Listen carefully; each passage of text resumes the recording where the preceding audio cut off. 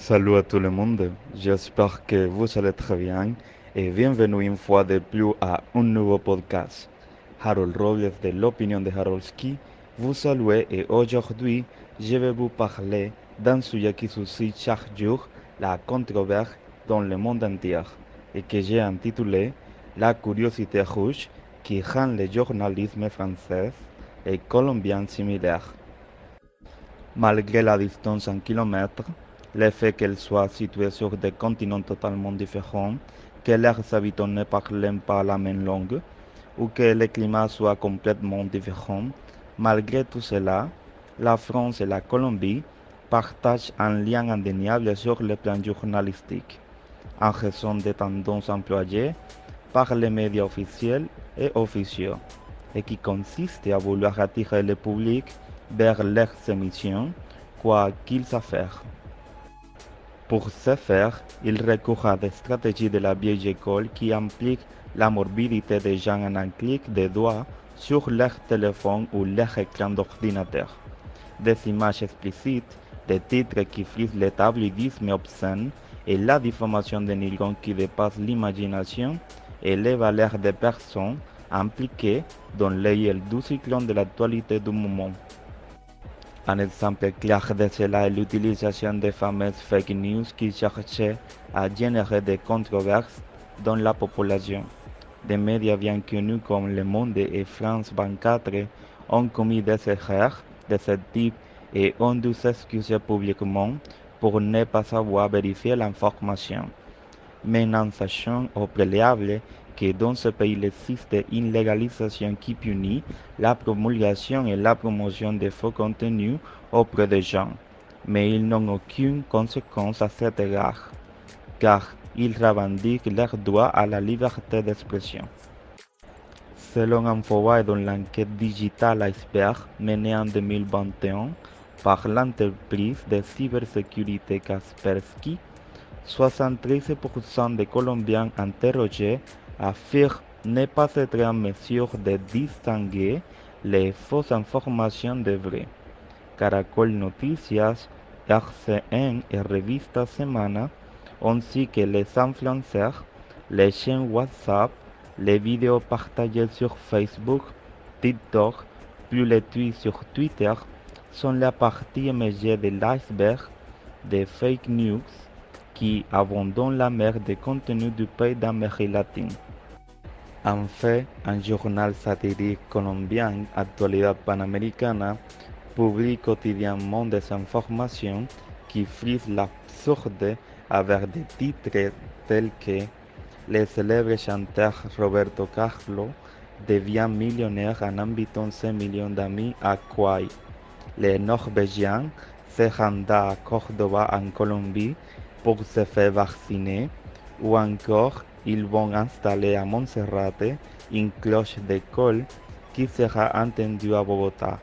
Sont quelques-unes des perles narratives qui sont devenues virales dans les médias officiels et les réseaux sociaux, faisant croire à de nombreuses personnes que ces nouvelles sont véridiques.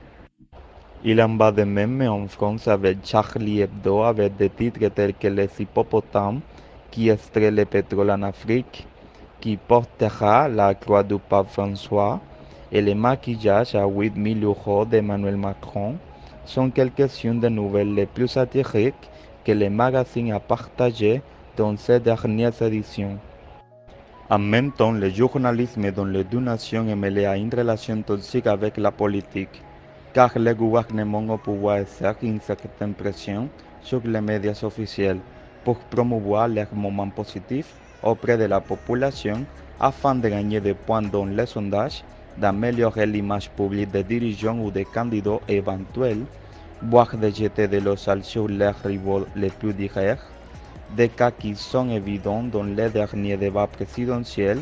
qui se sont tenus à Paris et à Bogota lors des élections présidentielles dans ce pays, qui ont été déformées et baissées lorsque les questions ont été posées à ceux qui aspirent à ce poste. Et derrière tout cela, nous arrivons toujours au même tournant, l'argent, les caractères économiques, car il est bien connu qu'aucune entreprise ne peut se maintenir dans le temps sans un flux direct et constant de capitaux sur les comptes bancaires. Et c'est quelque chose que les médias officiels et officieux savent directement. Ils savent qu'ils ne peuvent pas survivre uniquement grâce aux publicités et aux abonnements. Il doit aller au-delà et on donne recours à des alliances avec le gouvernement pour recevoir des transferts monétaires en échange de la satisfaction du besoin ne sont de générer des tendances favorables chez les habitants de leur pays. Son compte qu'aujourd'hui n'importe qui peut être journaliste avec son téléphone portable, ce qui fait que les professionnels de la communication sociale ne sont pas embauchés par d'entreprises officielles, au point de créer leurs propres canaux de transmission de contenu sur Internet. Et même si nous pensons qu'ils ont une voix critique à l'égard des problèmes sociaux qui nous affichent, la plupart d'entre eux ont derrière eux un sponsor qui les soutient financièrement, qu'il s'agisse du gouvernement ou d'hommes d'affaires qui voient une opportunité commerciale d'investir dans quelqu'un qui génère une controverse, qui au final se traduit par des ventes ou la promotion d'un contenu qu'il veut diffuser massivement.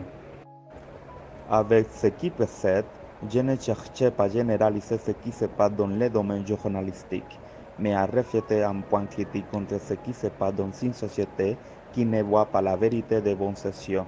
mais que quelqu'un d'autre raconte l'histoire avec des ficelles sur une marionnette pour manipuler l'information à volonté et la persuasion. En tant que citoyens du monde, nous devons nous informer à un niveau réel de ce qui se passe dans nos communautés et pour cela, il est nécessaire de vérifier en détail les sources d'informations sur lesquelles nous nous basons chaque jour. Nous ne devons pas croire tout ce que l'on nous dit de manière rapide. Cela ne fera que transmettre un message erroné comme dans le jeu du téléphone caché, de sorte que nos gouvernements nous maintiennent en dehors de notre réalité,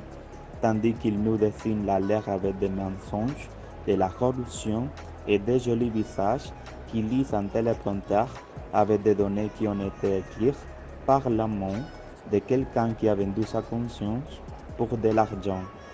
Enfin, la curiosité rouge du journalisme français et colombien est influencée par la signification psychologique de ces couleurs. Elle est chaude, contradictoire et provocante et associée à la séduction, à la passion et à la mort, mais aussi à la colère, à la vengeance et à la manipulation.